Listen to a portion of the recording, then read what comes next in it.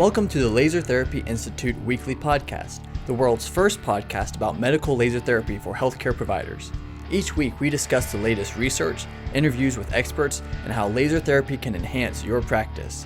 Now, here is the founder of LTI and your host, Dr. Jason Rountree. Welcome back to the Laser Therapy Institute weekly podcast. My name is Jason Rountree, and I'm your host again today. I apologize for being a couple of days late. I got tangled up with some extra responsibilities last week, and this one got away from me. But I've had this study on my desk for a couple of weeks, and I'm really excited to talk about it. It talks about utilizing laser for canker sores. And just before I get into it, I know we spend a lot of time on this podcast, especially talking about using laser for some very serious medical conditions like neuropathy that affects patients' quality of life and fall risk, traumatic brain injury with cognition and mood stabilization, sleep quality, addiction, and just a lot of different really significant medical conditions that laser's a great option for a clinician to be able to utilize with a patient and see some really incredible results. But I think it's easy to lose focus on how beneficial laser can be in practice. Because I get a lot of questions all the time about, well, I want to get laser so that I can treat this condition, traumatic brain injury, or osteoarthritis. And that's fine. That's great to go ahead and have a target to start with. But once you have laser therapy in your office, I think it's easy as a clinician to almost forget all the different ways that laser therapy can be utilized to help all of your patients. And so when I saw this study, I thought, you know what? This is a great little break that we can take from these serious health conditions and from the science of how laser therapy works. So let me go ahead and give you the title of this study. It is Photobiomodulation Therapy for the Management of Recurrent Aphthous Stomatitis in Children, Clinical Effectiveness and Parental Satisfaction. Now, this is an Italian study published in July of this year, July 2020, in a very Italian-named journal, which I will not attempt to pronounce for you, but it translates to Oral Medicine, Oral Pathology, and Oral Surgery. And let me clarify before I go any further that we're talking about using laser for canker sores, recurrent canker sores, not cold sores. These are the small, shallow, white sores that you can get inside the mouth, not on the lips, inside the mouth, and not just the one that shows up and then goes away, and that maybe happens once a year.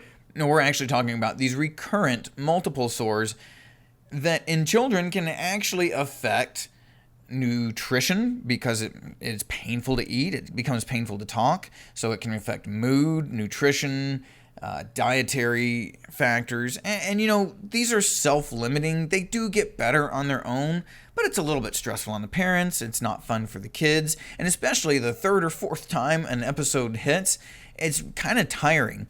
And so this is a little bit less of a serious condition than somebody who might be having to have their foot amputated because their diabetic wound isn't healing. This is a little bit lighter weight, but still, if we're talking about improving quality of life for some kids and parents, it's worth looking into.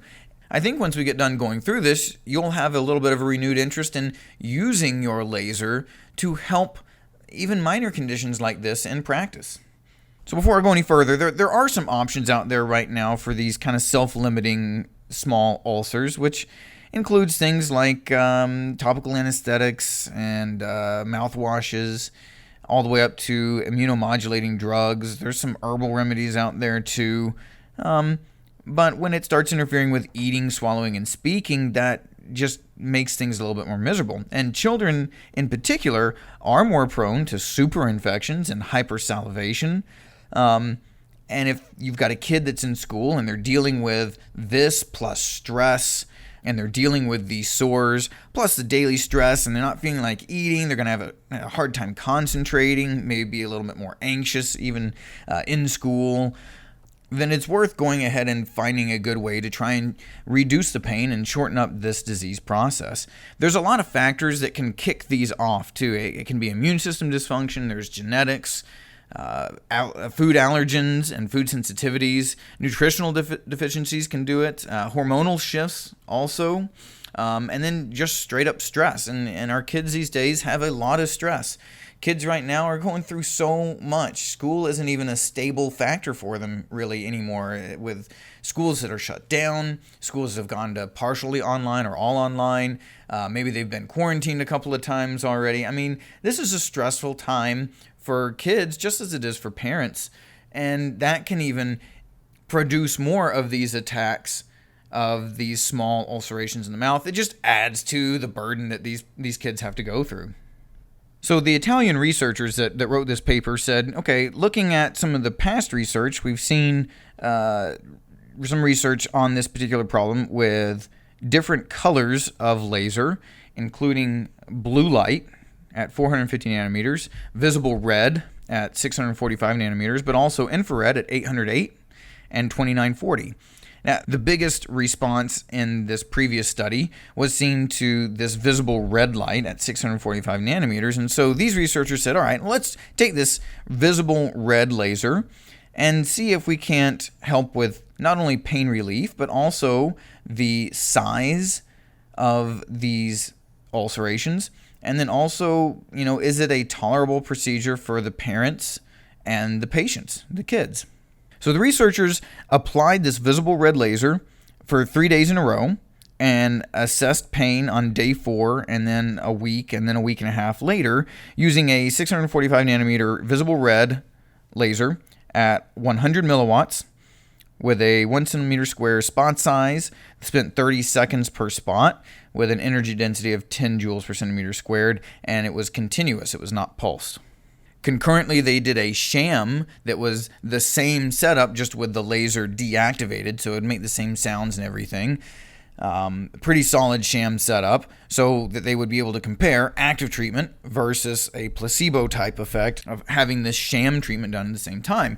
And so when they evaluated the results, it was very clear that the group that received this red laser treatment got quite a bit better results on pain, as well as the size of these ulcerations.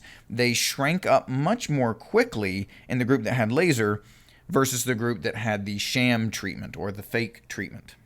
And I'll give you a quote from the article. They say, even if the exact mechanisms through which the laser induces pain relief are still not clear, it has been demonstrated that laser light has 3 main effects: analgesia, anti-inflammation, and promotion of wound healing. And when you're talking about these recurrent ulcerations inside the mouth, if you can get the pain down, you can get it to close up quicker, well, that is going to definitely increase quality of life for these patients. Again, this is not, saving lives necessarily. This isn't, keeping somebody from being a cripple. But still, to these kids and their parents, it was important to get them feeling better. And when you have this tool in your office, you might as well be using it. I guarantee if you look back over the last year, if you treat any kids at all, you've definitely had kids come through your practice that had this going on. They might not have talked to you about it, but if you know that laser can be a solution for this problem, well, you might start noticing more of those patients and being able to help them out. Just a couple of treatments can make a big difference. One of the criticisms, though, that I've seen in other papers about laser therapy is that it requires multiple treatments, and that's inconvenient and it raises the cost of the total treatment value. Well, these researchers, these Italian researchers, looked at how problematic the treatments being done were for the parents, not just the patient, the kid, but also for the parents. How inconvenient was it? Was it a problem? Were they dissatisfied with the length of time that the treatment took, or having to come in 3 days in a row?